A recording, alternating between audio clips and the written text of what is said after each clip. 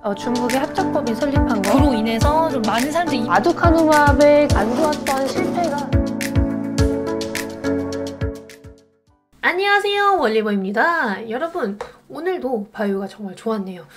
그런데 최근에 제가 1월달에 언급드렸었던 생물보안법이 이번 주에 통과가 되었습니다. 1월에 발의가 처음 됐었던 거고요. 이제 통과가 됐는데 지금 대통령 사인을 받진 않아서 최종적으로 법안으로 제정이 된 건 아니지만 이렇게 보안법 자체가 통과된 것만으로도 엄청난 상황입니다. 지금 두세 달 만에 통과가 됐다라는 게 지금 미국과 중국의 바이오 전쟁이 점차 심화되고 있다라는 것밖에 안 보이고요. 아무래도 대선이 다가오다 보니까 그런 것들도 반영이 되어서 이렇게 보안법이 빠르게 통과된 것 같습니다. 지금 중국 바이오 규제는 점차 심화될 거라고 저는 생각을 하고 있는데 최근에 중국이 기술을 빼간다든지 혹은 중국이 특정 데이터를 좀 훔치는 혹은 남용하는 사례들이 생기고 있긴 해서 그런 것들이 반영이 된 것 같기도 한데요. 그것보다도 제가 생각을 하기에는 미국이 중국을 견제할 수밖에 없는 상황이 된 것 같습니다. 최근에 학회나 그런 데를 가면 중국 쪽에서 진짜 정말 서프라이징한 데이터들을 많이 보여주고요. 실제로 논문들도 중국 쪽에서 되게 좋은 논문들이 많이 나옵니다. 그래서 중국의 바이오가 너무너무 강해지고 있는 상황에서 중국의 바이오를 견제할 수밖에 없는 상황인 거죠. 미국도 자기들이 바이오 강국이고 바이오 시장이 가장 큰 나라인데 이렇게 치고 올라오는 나라가 있으면 당연히 싫겠죠. 안 그래도 사이가 별론데. 그래서 겉으로는 이게 중국의 사람들의 건강이나 이제 유전정보 유출을 막기 위해서 행하는 거다라고 하지만 이런 것들도 조금은 이유가 되지 않았나 싶습니다. 그래서 1월에 이 법안이 발의됐었을 때도 20개가 넘는 중국 기업이 얘기가 나왔었는데요. 법안이 통과가 되면서 우시 앱텍 그리고 우시 바이오, 야오밍이라고 하죠. 중국 이름으로는. 근데 이제 우시 이 바이오 쪽이 거래 금지가 좀 되지 않을까라는 예상이 되고 있습니다. 우시 쪽 CEO가 그럴 일 없다. 바이오 쪽은 제조업이랑 달라서 서로 상호작용이 있고 관계가 형성이 되어 있기 때문에 다른 회사랑 바로 계약을 할 수 있는 그런 구조가 아니다라고 얘기를 하긴 했어요. 다만 이렇게 바이오 전쟁이 심화가 되면 궁극적으로는 거래가 점차 끊길 수밖에 없다라고 저는 생각을 합니다.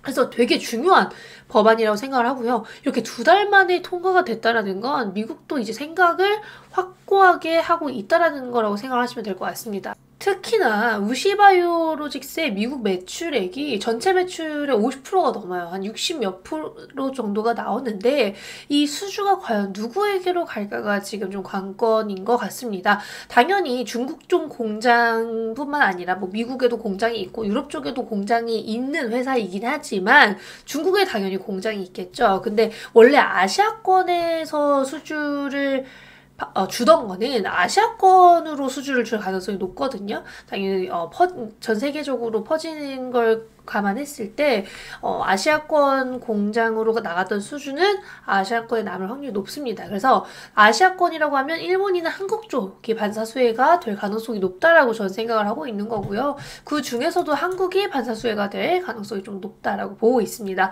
2018년도부터 지금 미중 바이오 분쟁이 심화되고 있는 거기 때문에 이번에 이렇게 빠르게 통과시키는 거는 조금 다른 상황이 되었다라고 보고 있고 2022년에도 미국 상무부가 우시바이오를 미국 수출관리규정 미검증 리스트에 등재를 하면서 견제를 시작했죠. 근데 이제는 견제를 넘어서 금지를 하고자 하는 것 같습니다. 근데 이제 트럼프가 당선되면 심해지면 심해지지 않을까요? 물론 트럼프가 당선이 안 된다고 하더라도 지금은 바이든이 진행 중이기 때문에 바이든이든 트럼프든 이번 사안에 대해서는 확고하게 좀 마음을 먹은 것 같지 않나 저는 그렇게 생각을 하고 있습니다. 1월달에 발의가 된 법안이 법안인 만큼 이제 1월에 이 법안 나오자마자 영상 찍어서 설명을 드렸었죠. 어떤 분쟁인지 왜 이렇게까지 심화가 됐는지 설명을 드렸었는데 그때 국내 CMO, CDMO 기업도 언급을 드렸습니다. 그런데 그 중에서 바이넥스가 오늘 신고가를 찍었더라고요. 그래서 국내 CMO, CDMO 기업들 중에서 해외 인증이 있거나 인증을 받을 거거나 혹은 해외 파트너사가 있는 기업들 위주로 좀 보시는 게 좋지 않을까 싶습니다.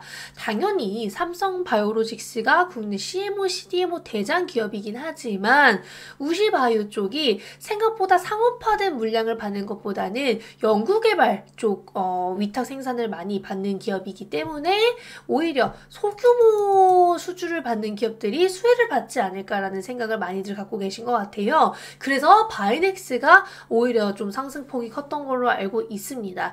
어찌됐든 미국 기업들 중에서 중국 기업인 우시앱텍이나 우시바이오와 거래 중이었던 기업들은 옮길 가능성이 있지 않을까. 지금 당장 끊을 순 없겠죠.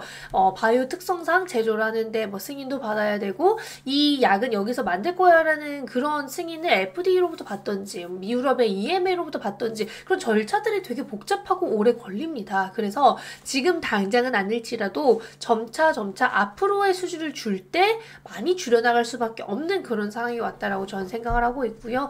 이런 세포치료제, 유전자 치료제 쪽은 유독 더 우리나라에게 수주를 줄 가능성이 높지 않을까 그렇게 생각을 하고 있습니다. 그러면 관련된 기업들 간단하게 살펴보겠습니다. 바이넥스가 신고가가 같다고 제가 설명을 드렸었는데 아무래도 바이넥스가 국내 제약사들과도 거래를 많이 하고 있고 최근에 이제 미국 인증 관련해서도 언급이 많이 됐었기 때문에 가능성이 높다라고 보시는 분들이 많은 것 같고요. 이런 삼성바이오로직스처럼 상업화된 물량을 대규모로 수주를 받아서 하는 비즈니스 모델이 아니라서 조금 더 반응이 많이 되는 것 같습니다. 그런데 제가 생각을 하기에는 상업화된 물량이 적다고 하더라도 연구개발 위탁 생산이든 혹은 그게 아니라 상업화된 물량이든 어찌됐든 우시바이오나 우시앱텍이 받고 있었던 물량들은 있을 거예요. 그리고 이렇게 중국을 제재하기 시작을 하게 되면 중국 쪽의 수주를 점차 줄여나갈 거기 때문에 삼성바이오로직스도 당연히 수혜를 받을 수밖에 없는 구조다. 그래서 결과적으로는 한국 관련 CMO, CDMO 기업들이 반사수혜를 받는 건 확실하다라고 저는 생각을 하고 있습니다. 거기 이제 마지막으로 ST팜도 설명을 드리고 싶은데요.